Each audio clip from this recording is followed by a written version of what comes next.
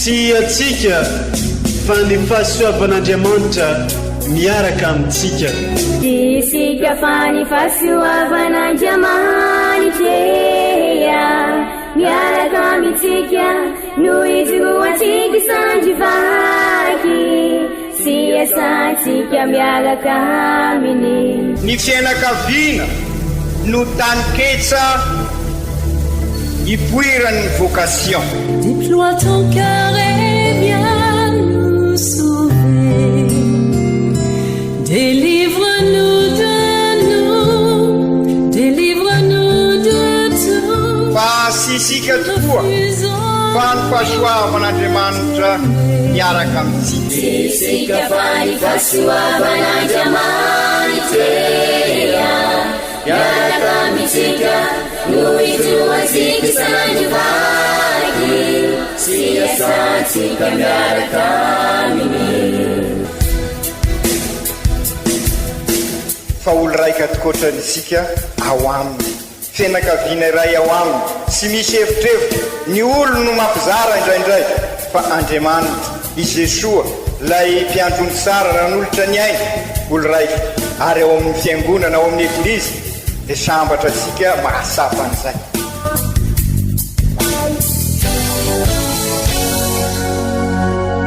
Olo araiky atsika atambatry ny fanahy masina ka miray, olo araiky ao amin'ny Kristy. Fandaram-pampianarana iarahanao amin'ny son excellence Monseigneur Benjamin Marc Caramarson eto amin'ny radio Fagnier.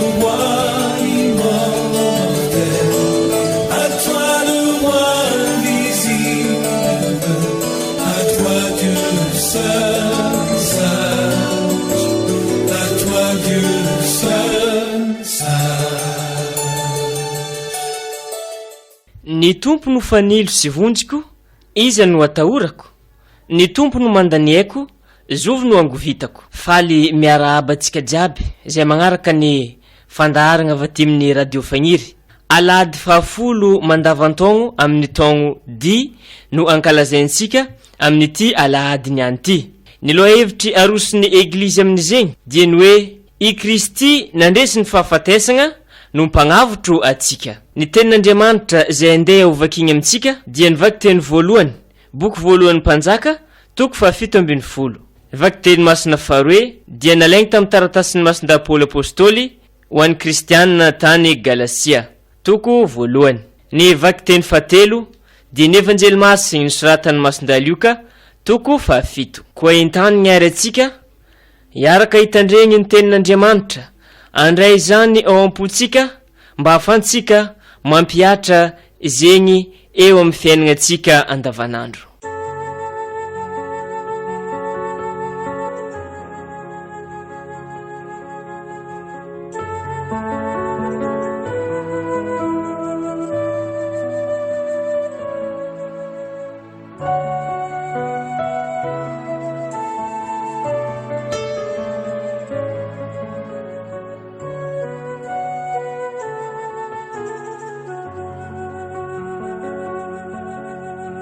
Oh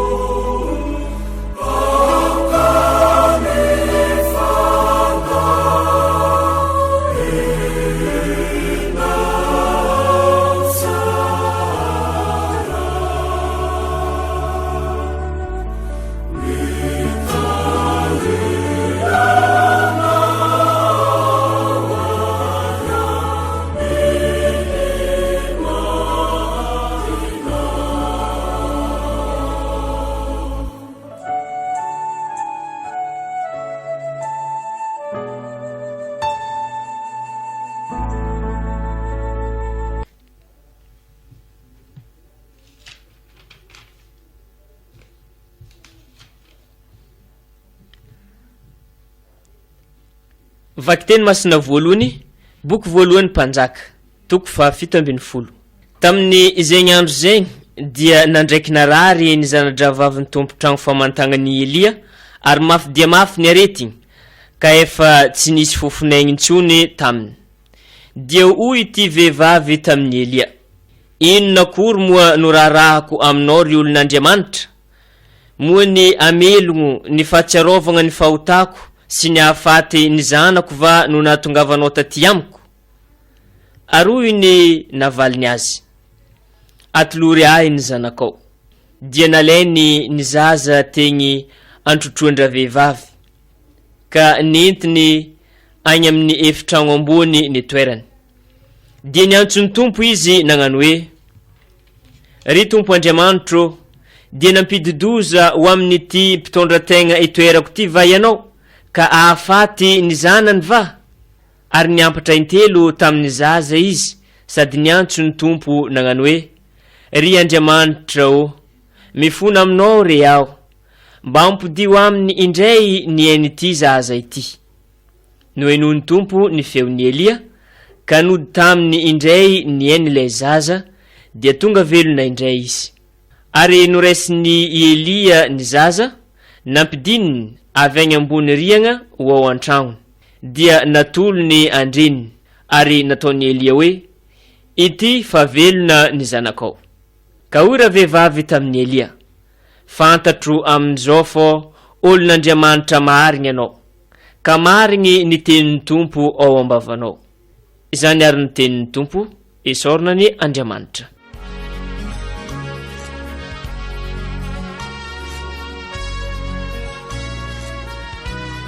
Dia raiky ny tompo izay nanafakahy, izaho mideran'ny tompo izay nanafakahy, tsy navelanao ifaliany fahavaloko aho, ny fanahiko ry tompo ô, nakarinao avy any Antseoly, novelominao aho izay efa nitsitra tany andavaka. Antsao ny tompo ianareo mpivavaka, isor ny anarany masina, mielina foana ny avinirany, maharitra kosa ny fananginany. Izaho ariva mialiny tomany, maraina velonkalo. Mandrenesa ry tompo iantrao aho, tompo ô taio aho. Dia navadikao di ny toreoko, ry tompo Andriamanitro, mandraikizay no isorako anao. Dia raiko ny tompo izay nanafakahy.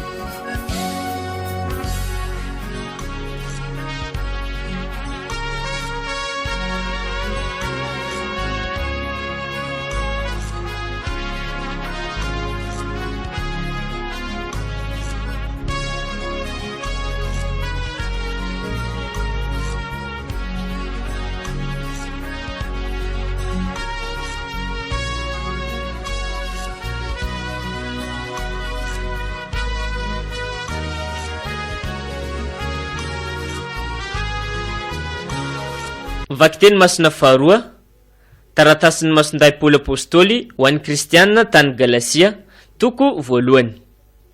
Ry kristianina avana, ampafantariko anareo fô ny evanjely izay notoriko taminareo dia tsy mba avy amin'olombelogno, fô tsy tamin'olombelogno no nandresako na nianarako azy, fa tamin'ny fagnambarany Jesosy Kristy.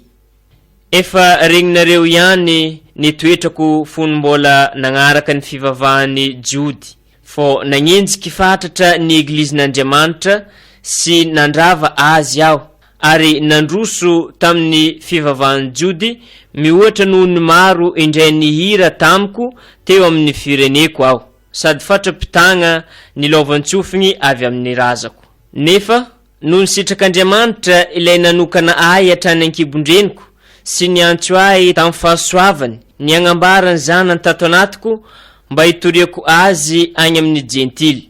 Niaraka tamin'izay dia tsy nakahevitra tamin'ny nofo amandraha aho, na niakatra tany Jerosalema ho any amin'ny apôstôly talohako akory, fa lasa nankany Arabia dia niverigny ho agny Damasy indray. Efa 3 taogno taty aoriagna izay aho vao niakatra amangy any Pierre tany Jerosalema, sy ny toetra tao aminy tapapola. Fa ny apôstôly sasany dia tsy nisy hitako afa-tsy Jakoba rahalahin'ny tompo ihany. Izany ary ny tenin'ny tompo, isaorina ny Andriamanitra.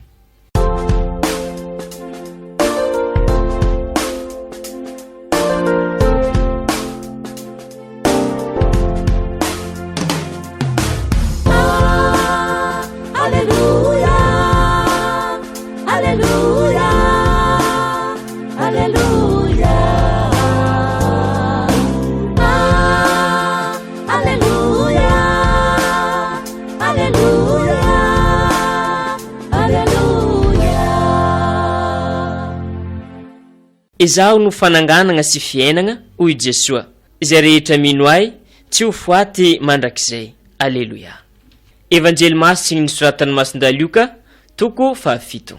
Tamin'ny izay andro zegny, i Jesoa dia nankagny amin'ny tanàna araiky atao hoe Naima, ary mpianany maro sy vahoaka betsaka no niaraka taminany. Rehefa mby teo ankaiky ny vavahadin'ny tanàna izy, dia indrio nisy fatina zazalahy araiky nentigny alevigny, zanak'olo lahy tokagna sady mpitondra tegna koa ny reniny. Ke vahoaka maro avy ao an-tanàna no nagnaraka azy. Nangoraka ny tompo no nahita andra vehivavy ka nagnano taminany hoe aza mitomoagny, ary nagnatogno izy ka nanendry ny tragno vorogno. Dia nijanogno ny mpilanja ary hoy Jesoa, ry zatovo, izaho mandidy anao mitsangana. Dia niarigny niaraka tamin'izy egny ny maty sady niteny ary nomeny Jesoa andreniny. Raiky tahotra avokoa izay rehetra teo sady nankalaza n'Andriamanitra nagnano hoe mpaminagny lehibe no efa niseho eto amintsika ary Andriamanitra efa namangy ny olona. Dia niely eran'ny Jodea sy ny tany magnodidiny rehetra izay teny fankalazagna azy zegny. Izany ary ny tenin'ny tompo, isaoragna ny Andriamanitra.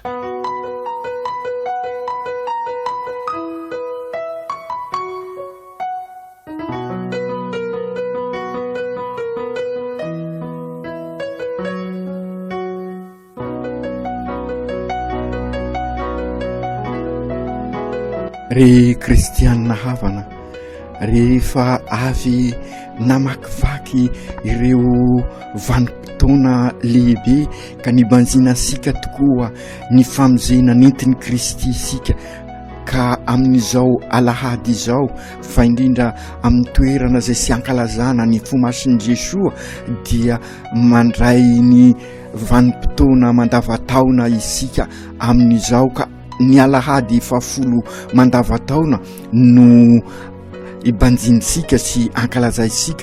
Ka rehefa mandavataona tahaka izao araky nefa naverimberitsika matetika dia fandaliana-pinoana no atolotry ny eglizy amin'ny alalan'ireo vakiteny, fa indrindra ny evanjely dia vakiteny mitohy, torak'izany koa ny vakiteny faharoa, fa ny vakiteny voalohany dia ny lohevitra mifanaraka amin'ny evanjely no atolotry ny eglizy mba ho vaovakisika daholo zany mandritra nyreo taona 3 ny soratra masina rehetrarehetra ny tenin'Andriamanitra ao amin'ny baiboly. Ka raha manaraka sara ireo vakitenytsika isaky ny alahady dia andray sakafo mahavelona tokoa, mahavelona ny finoansika, satria izay finoana alalinina izay no finoana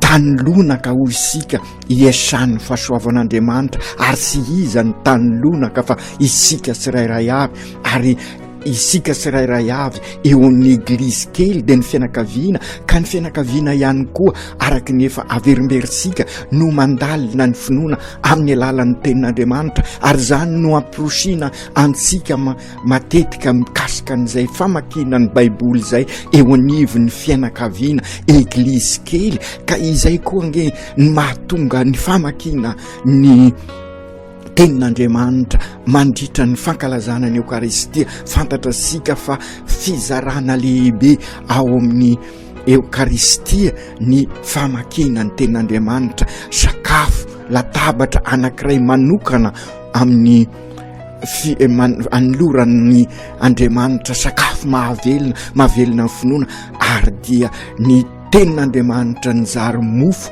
mahavelona asika ihany koa amin'ny Eukaristia, satria Jesoa tenin'Andriamanitra ihany koa no ankalazasika amin'ny Eukaristia. Izay indrindra ry kristianina havana amin'izao lahady 10 mandavataona izao dia i Kristy eo anivo ny fiainansika ilay nankalazaisika tamin'ny Zoma, ny fony eo amintsika dia i Kristy nandresy ny fahafatesana ary dia manavitra asika, ary zay ilay fo mamelona asika, olona velona i Kristy ary dia mamelona ansika ary dia manavitra asika, mitondra ny famonjena ary maneraka asika ihany koa mba ho famonjena, ho fo mitondra famonjena amin'ny mpiarabelona amin'ireo manodidina asika. Ary dia izay no antitrateriny boky voalohan'ny mpanjaka raha Elia nanasitrana an'ilay marary mafy zay zanaka vaviny ilay nianso azy zay narary mafy dia nivonjeny ary nivonjeny Elia, ary tam'izay dia natolotra ny lay vehivavy ho an'ny Andriamanitra tokoa ilay zanany.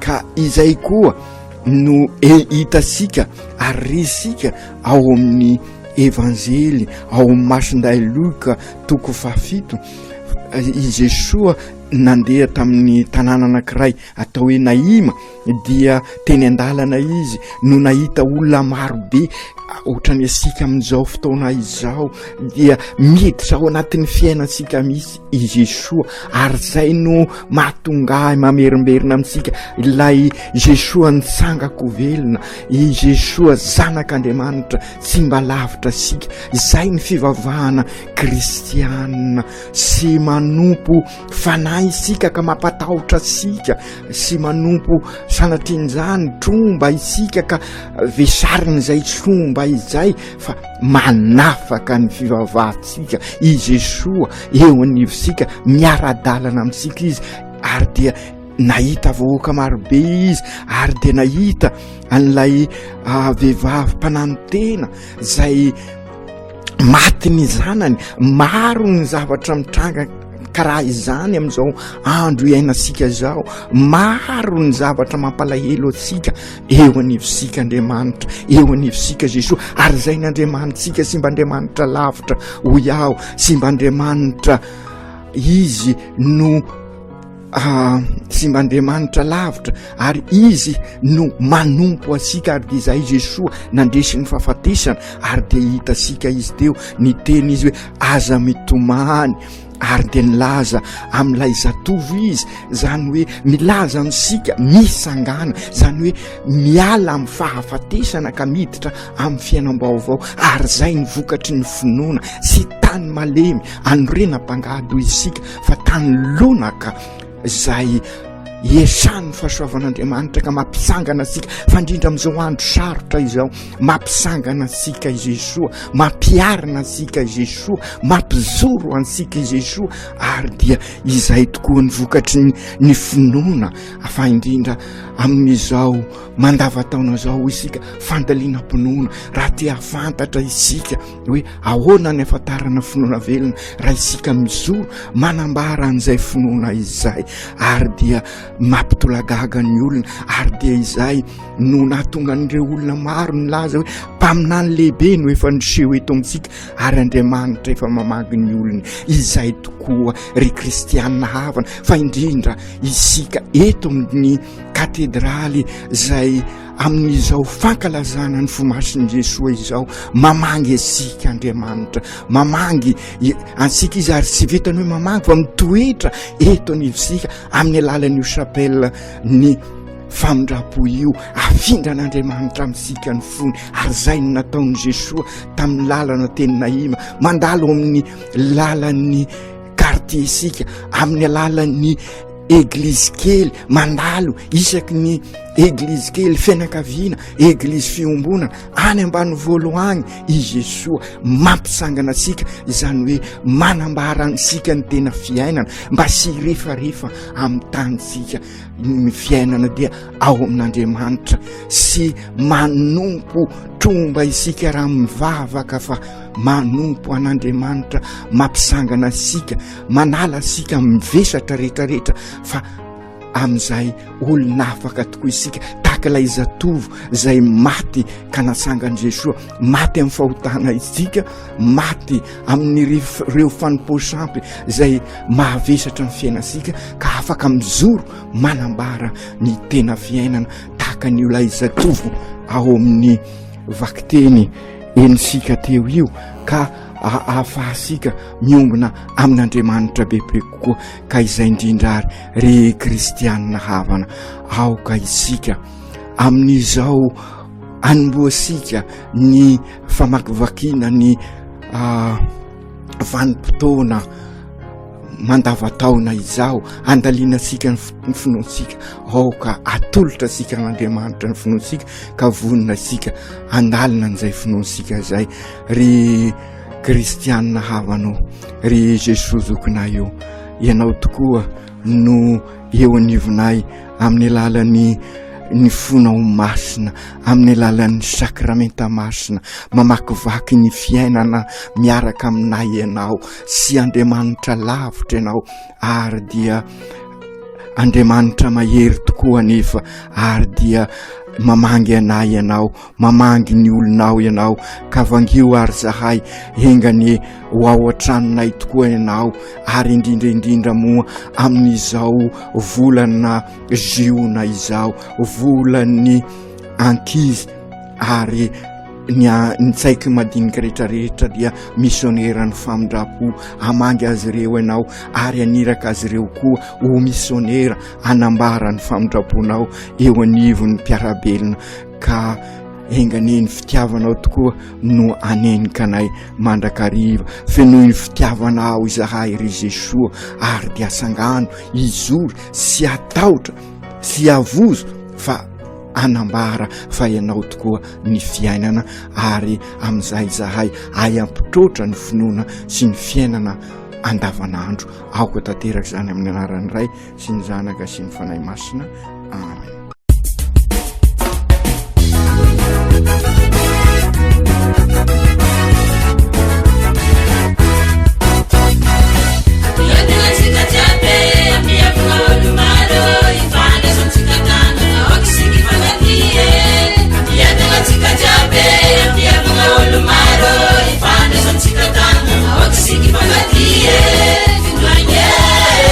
Manange nana, ya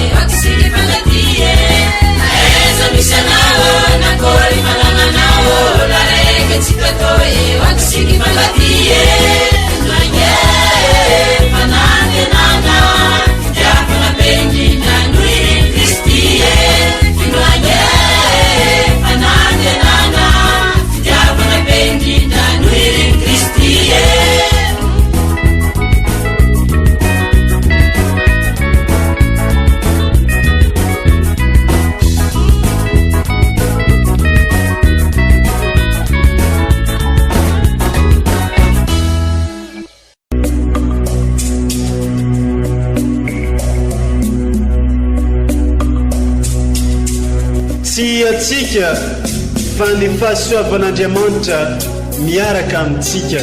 Isika fa ny fahasoavan'Andriamanitra miaraka amintsika no itoatsika sandrivaky sy asantsika miaraka aminy.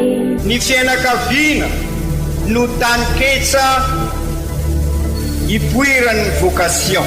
Déploie ton cœur et viens nous sauver. Délivre-nous de nous, délivre-nous de tout. Fa sisika tokoa fa ny fahasoavan'Andriamanitra miaraka amintsika. Sisika fa ny fahasoavan'Andriamanitra miaraka amintsika no itoatsika sandrivaky sy asantsika miaraka aminy. Fa olo raika atikoatrany isika ao aminy, fianakaviana iray ao aminy, tsy misy hevitrevitra. Ny olo no mampizara indraindray fa Andriamanitra i Jesoa lay mpiandrony tsara nanolotra ny aina olo raika, ary ao amin'ny fiangonana ao amin'ny eklizy dia sambatra antsika mahasapa an'izay.